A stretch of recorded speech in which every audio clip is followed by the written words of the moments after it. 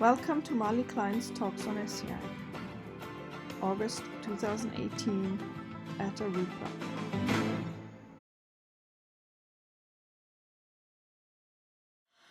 What therapies are complementary to Essiac? Well, just about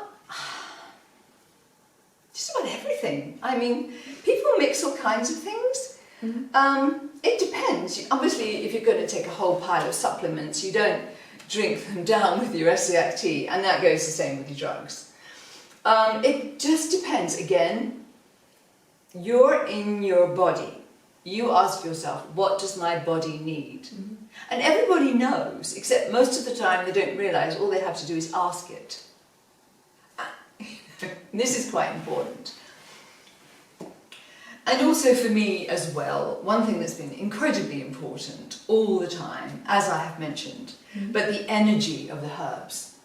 When you grow them and you harvest them, you've got plants growing in the garden, there's something so good about growing your turkey rhubarb from a seed. You get this little tiny thing. And like 4 years ago I had some because my turkey rhubarb, the one I had, I split it up too many times, got a bit mad and just like died after years. I thought, okay.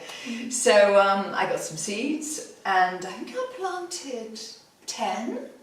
And you normally get 50% germination. So I got 5 come up in their little tunnel. And they did great, and I nurtured them all through the summer, and then for the winter, the little tunnel, and in the winter they got visited. In France we have this, I forget what it's called, rat taupier. I mean, it means nothing in English, but it looks like a little rat with a mole face. It's brown. Okay. And this little guy moved in, and I mean, he must have had massive diarrhea, but he burrowed under my tunnel and he feasted on 4 of my seedlings.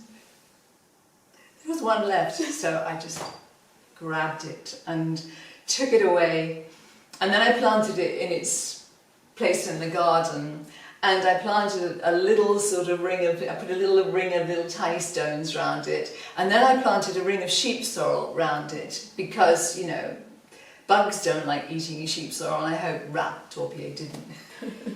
And it didn't.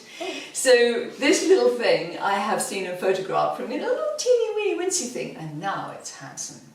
Oh yes, it's handsome. So next year I'm going to be dividing it, so Arupa will get one for the garden.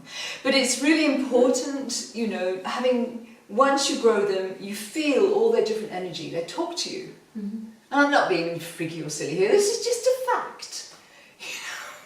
And sheep sorrel, once it likes you, I mean, you've got it in the garden, and where is it? Everywhere. Yeah. It's going all out on the paths, and her father likes to keep things very orderly.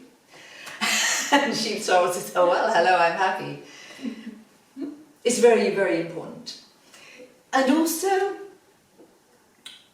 when you're sick, I mean, this is an electromagnet.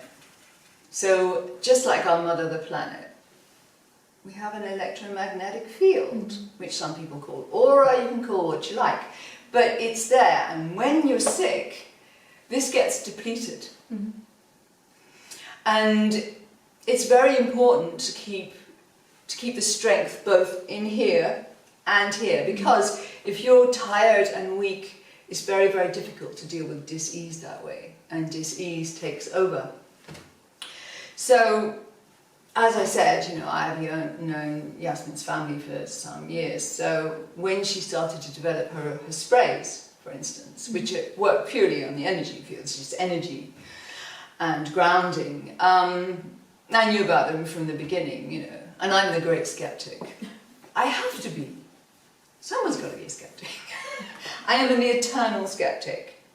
But I found them very interesting, and the concept interesting. And yes, now there is number 21, which is linked into the live tea, and I have started experimenting with it. I'm not going to say that I've been experimenting with it with ages, because I haven't. But I've started to experiment with it, and I'm going to carry on. I'm definitely going to carry on. and it will go into my research program at home. So I shall be taking my Essiac and using the spray at various times and just feeling, sensing, even seeing how I'm recording how I feel, because that's how I work. Boring Capricorn, every little detail. Have I answered the question clearly? I think so, yes. Yeah. So 2 more to go. Are there any safety concerns to be aware of with Arupa Life Tea? Safety concerns. Well, you know, but as with anything, don't take huge doses. Yeah, of course. There are people who recommend what I consider to be enormous doses. In case the maximum was 4 tablespoons a day, which is 120 ml. Certainly, if you're taking Essiac that's got a substantial amount of root in it, 25% and over, then you don't need large doses because this stuff's strong. And what I take at 100%, I mean, I don't take any more than 15 ml a day because it's strong. I mean, 10's enough. So, as with anything, too much of a good thing's no good at all. And also, over the years, I found that if you do take too much Essiac, the body stops responding to it. It just says, oh, I've had enough. So this is why you need to take breaks. This is why also, and why Reen Case varied the formulae. She didn't just use 4 herbs. She used some of the others. She did, because Mary knew she did.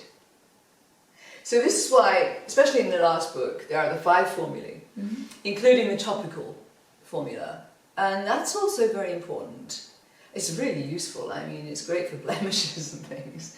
You know, you can mix it with slippery elm, you know, in a little paste.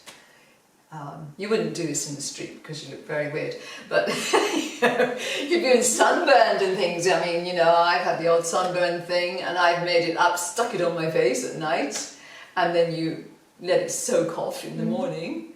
It takes down the inflammation. It really does. I mean, these things are just useful. There's all kinds of little things you find out by experimenting. You know. So, yeah.